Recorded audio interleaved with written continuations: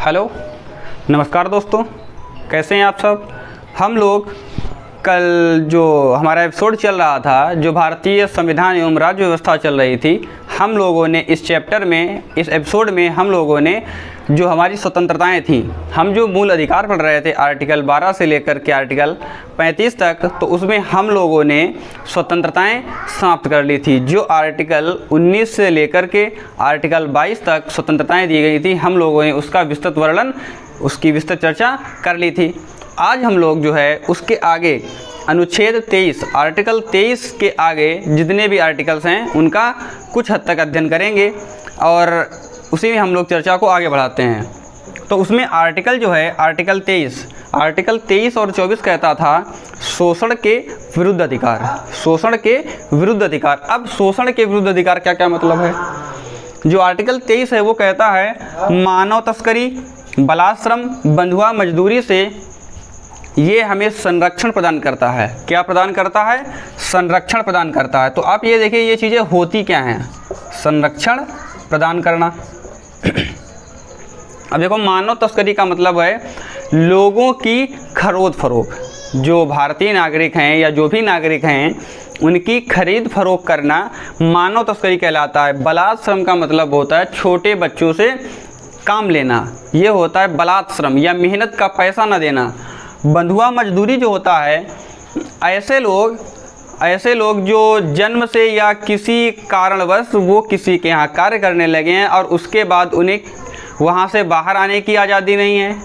या फिर बंधुआ मजदूरी में ये कह सकते हैं कि वो, जैसे मान लिया कोई किसी व्यक्ति ने किसी से कोई कर्ज ले लिया है और उस कर्ज को वो चुकाने के लिए उसके घर में मजदूरी कर रहा है, तो वो लोग इतनी मजदूरी लगा देते थे, इतना उस पैसे पर ब्याज लगा देते थे कि वो ज़िंदगी भर मजदूरी करते रहते थे। उसके बाद उनके बच्चे करते रहते थे, इसी प्रकार उनकी पीढ़ियां निपटती रहती थी। उसको कहते थे बंधुआ मजदूरी। तो संविधान का अनुच्छेद 23 भारत के नागरिकों को ये सभी क्रमों से संरक्षण प्रदान करता है। जो इस प्रकार के क्रियाकलाप थे इन सभी से संरक्षण प्रदान करता है। जो आर्टिकल 24 है, जो आर्टिकल 24 है वो क्या कहता है, देखिए भाई। आर्टिकल अनुच्छेद 24 ये 6 से 14 वर्ष तक के बच्चों को, 6 से 14 वर्ष तक के बच्चों को, 6 से 14 वर्ष तक के बच्चों को खतरनाक कार्य का मतलब होता है आयुध निर्माण कार्य, आयुध निर्माण कार्य, आयुध निर्माण कार्य, खनन, इस प्रकार के जो खतरनाक कार्य हैं इनसे करने से उन्हें संरक्षण प्रदान करता है। अगर कोई बालक जो है, बालक या बालिका का मतलब है 6 से 14 वर्ष के जो बच्चे हैं उन्हें इस प्रकार के संरक्षण प्रदान करता है। कौन प्रदान करता है? भारत का संविधान। कि 6 से 14 वर्ष तक के बच्चों को जो उनके जीवन को, जिससे उनके जीवन को खतरा है, ऐसे कार्यों से उन्हें निषेध करता है कि उन्हें ऐसा कार्य नहीं करना है। ये आर्टिकल 6 से 14 वर्ष तक के बच्चों को बताया गया है। जो आर्टिकल 20 और 21 मैंने बताया था, आर्टिकल 20 और 21, जो आर्टिकल 20 और 21 हैं ये आपातकाल के लागू होने पर भी हमारे आर्टिकल 20 और 21 समाप्त नहीं होते। मतलब आर्टिकल 20 और 21 के तहत मानव का मतलब भारतीय नागरिकों को जो भी संरक्षण दिया गया है, जो भी संरक्षण आर्टिकल 20 और 21 के तहत दिया गया है, उनसे हमारे देश में जब भी कभी आपातकाल लागू हो जाए, कोई भी परिस्थिति आ जाए, लेकिन हमारे अनुच्छेद 20 और 21 के तहत जो हमें स्वतंत्रताएं प्रदान की गई हैं वो कभी भी समाप्त नहीं होंगी। बात समझ में आई? अब आर्टिकल 25 पे आते हैं।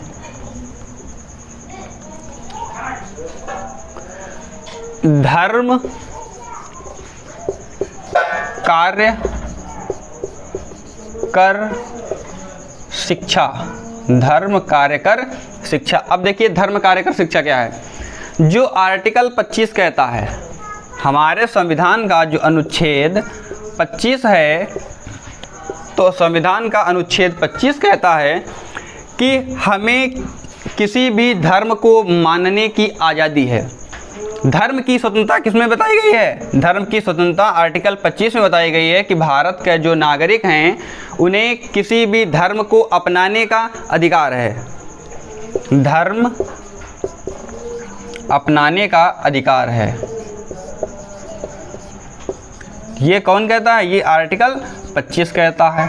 अब देखिए भाई, इसी के तहत, इसी आर्टिकल 25 के तहत ही सिखों को कृपाण, जो उनके पास तलवार होती है, कृपाण धारण करने का अधिकार आर्टिकल 25 के तहत दिया गया है।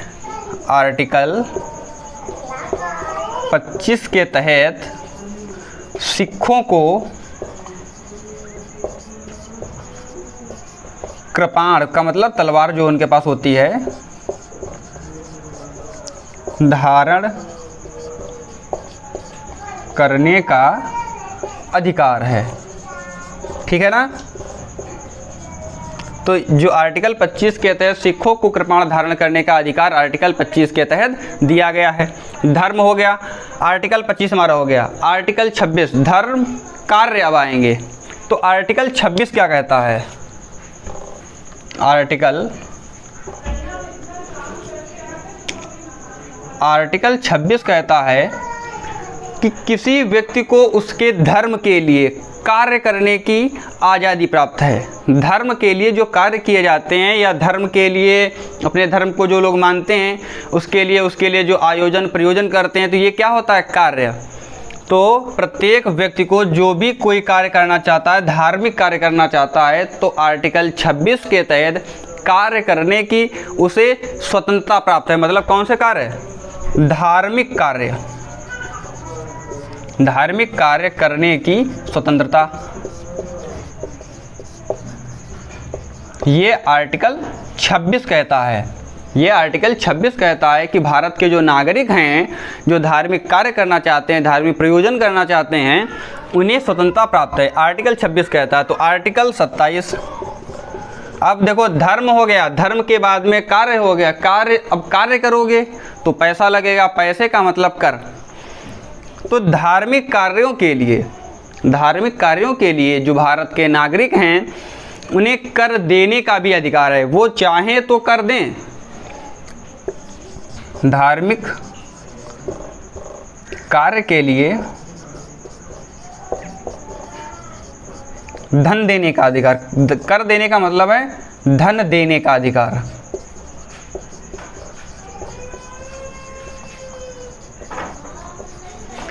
देखो, इस पर कोई बाध्य नहीं है। ये जरूरी नहीं है कि व्यक्ति कर दे ही।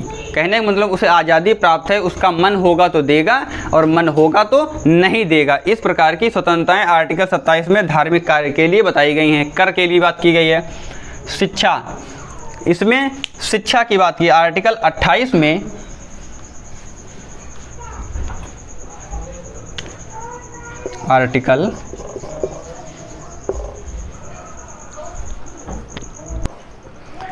आर्टिकल 28 के तहत, आर्टिकल 28 के तहत धार्मिक शिक्षा को ग्रहण करने की आज़ादी दी गई है। धार्मिक शिक्षा या उपासना, धार्मिक शिक्षा या उपासना करने का अधिकार है। क्या करने का अधिकार है? उपासना करने का अधिकार है। धार्मिक शिक्षा या उपासना करने का अधिकार है, लेकिन राज्य के द्वारा पोषित किसी भी शिक्षण संस्थान में धार्मिक शिक्षा नहीं दी जाएगी। किसके द्वारा? राज्य द्वारा पोषित। राज्य द्वारा पोषित, इसका मतलब ये है, राज्य द्वारा पोषित का मतलब है जिसमें राज्य सरकार या राज्य जो है पैसा देती है, जो शिक्षण संस्थान है उसमें धार्मिक शिक्षा नहीं दी जाएगी। पोषित संस्थानों में धार्मिक शिक्षा नहीं दी जाएगी। धार्मिक शिक्षा नहीं दी जाएगी। बात समझ में आई? ये हमारा आर्टिकल 28 कहता है। अब देखिए भाई, हमारा जो आर्टिकल है, हमारे संविधान का जो अनुच्छेद 29 है, वो बताता है कि अल्पसंख्यकों के हितों का संरक्षण। जो अल्पसंख्यक लोग हैं, अल्पसंख्यक का मतलब होता है जिनकी संख्या कम होती है, ठीक है ना। तो अल्पसंख्यकों के हितों का संरक्षण, जो उनके हित हैं उनको भी ध्यान में रखा जाएगा। जो अल्पसंख्यक लोग हैं, बताया गया है भाषा लिपि बनाए रखने का अधिकार है। जो अल्पसंख्यक लोग हैं उनको अपनी भाषा, अपनी लिपि बनाए रखने का अधिकार है। ये हमारा आर्टिकल 29 एक कहता है। आर्टिकल 29(2) में कहा जाता है कि जो अल्पसंख्यक लोग हैं उनको धर्म के आधार पर, जाति के आधार पर, लिंग या नस्ल के आधार पर, काहे के आधार पर, धर्म, जाति, लिंग या नस्ल के आधार पर उन्हें प्रवेश से वंचित नहीं किया जाएगा। जहाँ भी वो प्रवेश लेना चाहते हैं उनको उससे वंचित नहीं किया जाएगा, ऐसा हमारा आर्टिकल 29 का 2 कहता है। अब आर्टिकल 30 क्या कहता है, देखिए भाई। आर्टिकल 30 जो हमारा अनुच्छेद 30 है, आर्टिकल 30, आर्टिकल 30 के तहत बताया गया है जो अल्पसंख्यक समुदाय या अल्पसंख्यकों को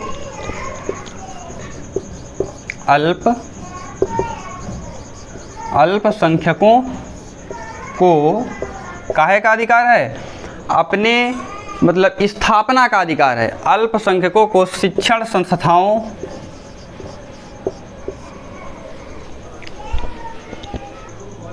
अल्पसंख्यकों को धर्म और भाषा पर आधारित, धर्म और भाषा पर आधारित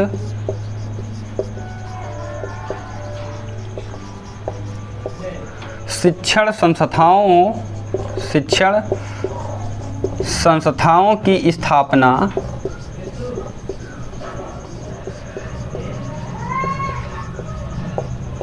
और प्रशासन का अधिकार है। स्थापना और प्रशासन का अधिकार है। काय का अधिकार है, प्रशासन का अधिकार।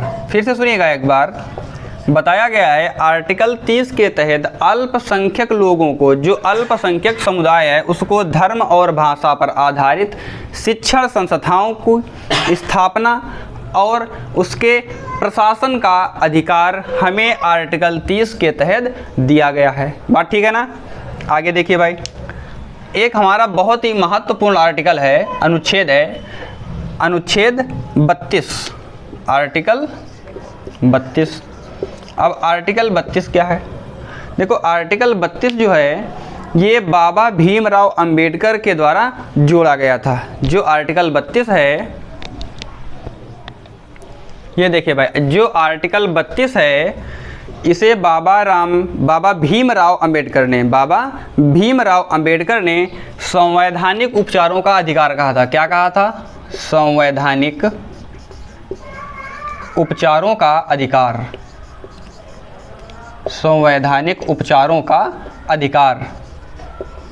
इसको बाबा भीमराव अंबेडकर ने संवैधानिक उपचारों का अधिकार बताया है आर्टिकल 32 को।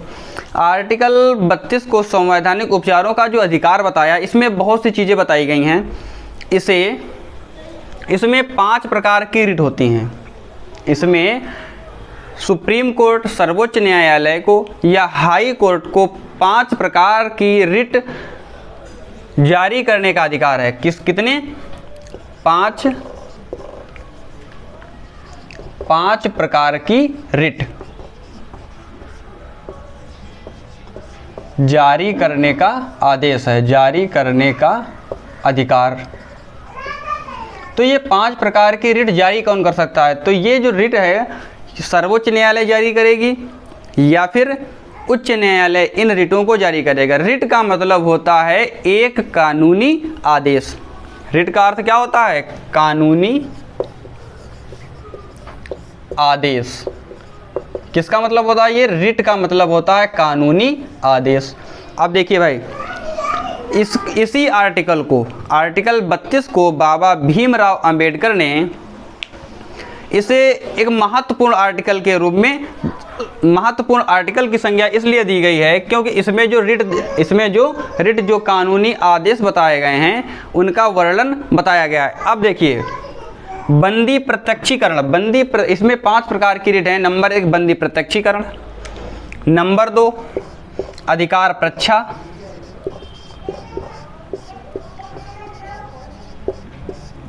परमादेश,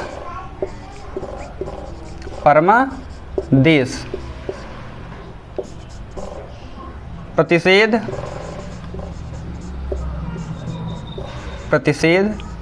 और नंबर 5 उत्प्रेषण। देखिए भाई, बंदी प्रत्यक्षीकरण, अधिकार प्रच्छा, परमादेश, प्रतिषेध और उत्प्रेषण, ये हमारी 5 रिट हैं। अब देखिए भाई, बंदी प्रत्यक्षीकरण क्या होता है? बंदी प्रत्यक्षीकरण, तो बंदी प्रत्यक्षीकरण का मतलब है किसी भी निरुद्ध किए गए व्यक्ति को या पकड़े गए, गिरफ्तार किए गए व्यक्ति को न्यायालय के समक्ष 24 घंटे के अंदर प्रस्तुत करना है। सशरीर का मतलब है उसे जीवित प्रस्तुत करना है। जिस स्थिति में उसे गिरफ्तार किया गया है ठीक उसी स्थिति में, मतलब जीवित दशा में ही उसे कोर्ट के समक्ष या न्यायिक मजिस्ट्रेट के समक्ष प्रस्तुत करना है। ये हमारी बंदी प्रत्यक्षीकरण होती है। अधिकार प्रच्छा का मतलब है जब उच्च न्यायालय या सुप्रीम कोर्ट, उच्चतम न्यायालय, सर्वोच्च न्यायालय या जब उच्च न्यायालय लोक सेवक अधिकारियों से जो लोक सेवक अधिकारी होते हैं, जब उनसे उनके अधिकार के बारे में पूछा जाता है। परमादेश क्या होता है? परमादेश का शाब्दिक अर्थ होता है परम प्लस आदेश। परम प्लस आदेश, जब लोक सेवक अधिकारियों को, जब सुप्रीम कोर्ट या हाई कोर्ट लोक सेवक अधिकारियों को क्या करता है? परमादेश, जब कोई आदेश देता है, जब कोई कार्य करने के लिए या उनसे संगत जो कार्य है उनके लिए जब उन्हें फैसला देता है या कार्य करने के लिए बात करता है। प्रतिषेध, तो जो हमारी प्रतिषेध की जो रिट होती है, ये सर्वोच्च न्यायालय या उच्च न्यायालय, सर्वोच्च न्यायालय या फिर उच्च न्यायालय अपने अधीनस्थ न्यायालयों को जारी करता है। सर्वोच्च न्यायालय जारी करे या उच्च न्यायालय जारी करे, लेकिन जारी किसको की जाती है? जो उनके अधीनस्थ न्यायालय हैं उनको ये जारी की जाती है। और ये इसलिए जारी की जाती है जब वे न्यायालय, जब अधीनस्थ न्यायालय अपने अधिकार क्षेत्र से बाहर जाकर कार्य कर रहे होते हैं। जब अधीनस्थ न्यायालय अपने अधिकार क्षेत्र से बाहर जाकर के कार्य कर रहे होते हैं तो प्रतिषेध आता है। तब सुप्रीम कोर्ट या हाई कोर्ट उसको रिट जारी करता है, उसे कहते हैं प्रतिषेध। उत्प्रेषण भी वही होता है, या भी एक कानूनी रिट है, या भी एक कानूनी आदेश है। इसमें भी सर्वोच्च न्यायालय या उच्च न्यायालय अपने अधीनस्थ न्यायालय को रिट जारी करता है, लेकिन कब? जब वो अपने अधिकार क्षेत्र से बाहर जाकर के निर्णय दे देते हैं। प्रतिषेध में क्या था? वो निर्णय नहीं देते थे, बाहर जाकर के कार्य कर रहे होते थे, अधिकार क्षेत्र से बाहर जाकर के कार्य कर रहे होते थे। लेकिन उत्प्रेषण में वे कार्य बाहर तो कर ही रहे होते थे अधिकार क्षेत्र के, लेकिन वो निर्णय भी दे देते थे, तो उसको हम उत्प्रेषण कहते हैं।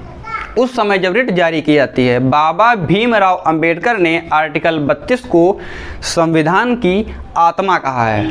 संविधान की आत्मा की संज्ञा दी है। क्या संज्ञा दी है? संविधान की आत्मा की संज्ञा दी है। किस आर्टिकल को? अनुच्छेद 32 को। एक बार आप फिर से देखिएगा, जो आर्टिकल 32 है, बंदी प्रत्यक्षीकरण क्या होता है? किसी बंदी को या गिरफ्तार किए गए व्यक्ति को सशरीर कोर्ट में प्रस्तुत करना। सशरीर कोर्ट में प्रस्तुत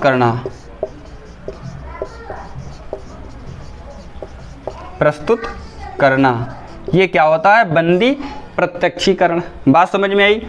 अगर हम बात करें परमादेश कि परमादेश क्या होता है, तो परमादेश का मतलब होता है परम प्लस आदेश। क्या होता है? परम प्लस आदेश। तो इसमें क्या होता है? इसमें सुप्रीम कोर्ट, उच्चतम न्यायालय या फिर उच्च न्यायालय किसको? लोक सेवक अधिकारियों को, लोक सेवक अधिकारियों को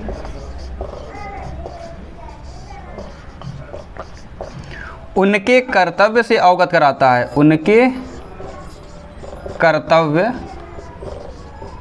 से अवगत कराना या कर्तव्य के लिए आदेश देना, कर्तव्य के लिए आदेश।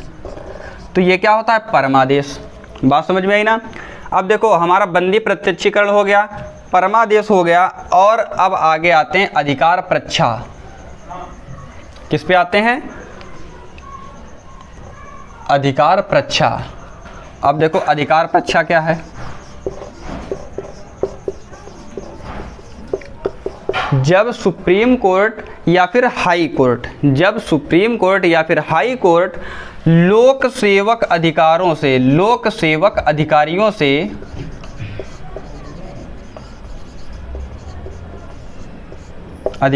से उनके अधिकार के बारे में पूछती है, उनके अधिकार के बारे में, उनके जो अधिकार हैं, उनके जो क्या अधिकार हैं, तो उनके अधिकार के बारे में पूछना, ये अधिकार प्रच्छा होता है। बात समझ में आई? अधिकार प्रच्छा होता है। अब देखिए प्रतिषेध क्या होता है? प्रतिषेध क्या? प्रतिषेध। अब प्रतिषेध क्या होता है? जब सुप्रीम कोर्ट या हाई कोर्ट, जब उच्चतम न्यायालय या उच्च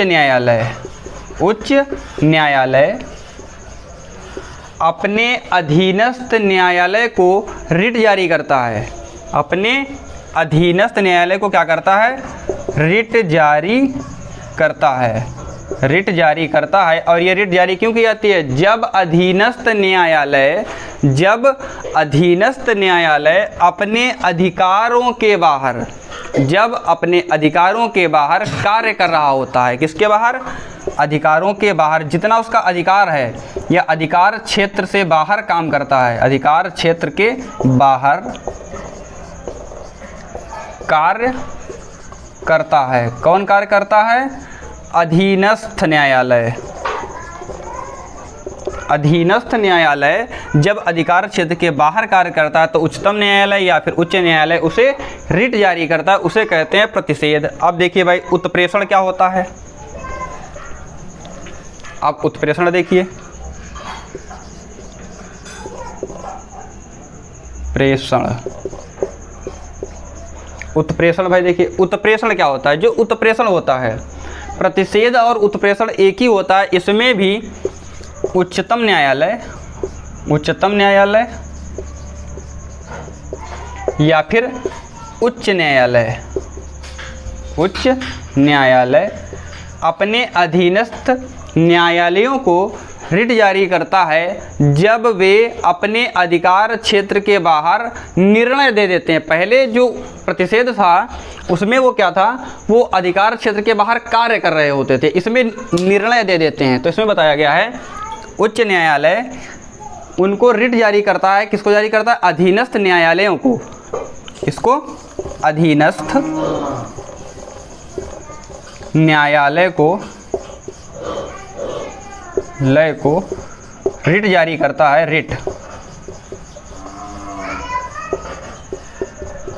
रिट जारी करता है। कब करता है? जब वे अपने अधिकार क्षेत्र से बाहर जाकर के निर्णय दे देते हैं। जब अधीनस्थ न्यायालय अधिकार क्षेत्र के बाहर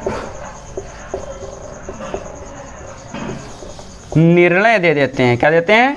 निर्णय दे देते हैं। बात समझ में आई? तो इस प्रकार से हमारी पांचों रिट समाप्त हो गई। अब देखो आर्टिकल 32 तक हो गया है और मूल अधिकार 12 से 35 तक हैं, तो 3 और बचे हैं। आर्टिकल 33 क्या कहता है? आर्टिकल 33 अब देखिए भारत की जो सेनाएं हैं या सुरक्षा में लिप्त जो लोग हैं, जैसे आर्मी, आर्टिकल 33 बताया गया आर्मी या फिर पुलिस, ये जो डिफेंस के लोग हैं, जो रक्षा क्षेत्र से जुड़े हुए हैं, इनके लोगों के जो मूल अधिकारों के जो मूल अधिकार हैं उनका नियंत्रण का अधिकार संसद को होगा। तो इनके जो अधिकार हैं, मूल अधिकार आर्मी, पुलिस, डिफेंस एक्सेट्रा के जो लोग हैं उनके मूल अधिकारों का नियंत्रण किसके पास होगा? संसद के पास होगा। नियंत्रण कौन करेगा? संसद करेगी। कौन करेगा? संसद करेगी।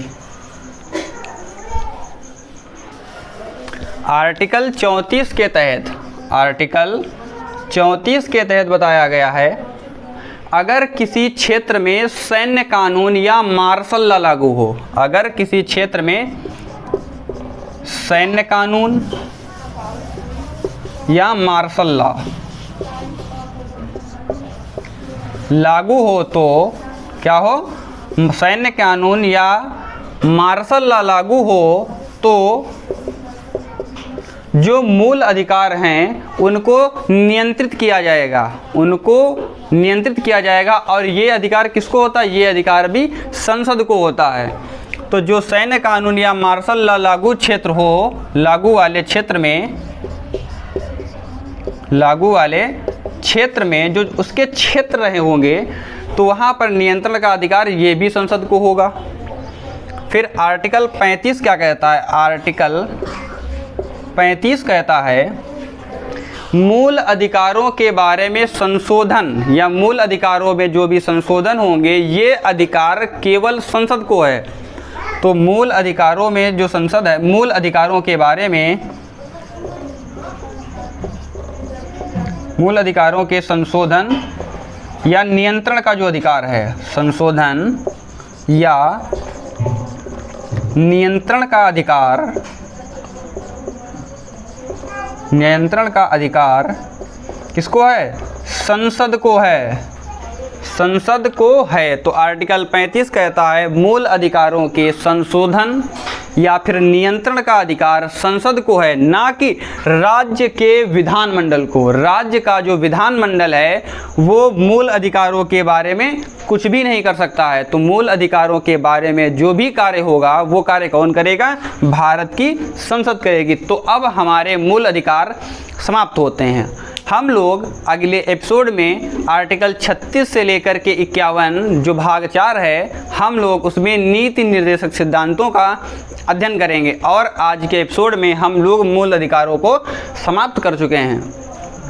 अगर आप लोगों को हमारा वीडियो अच्छा लगता है तो हमारे चैनल को सब्सक्राइब करें, वीडियो को लाइक करें और अपने दोस्तों को शेयर करें। धन्यवाद।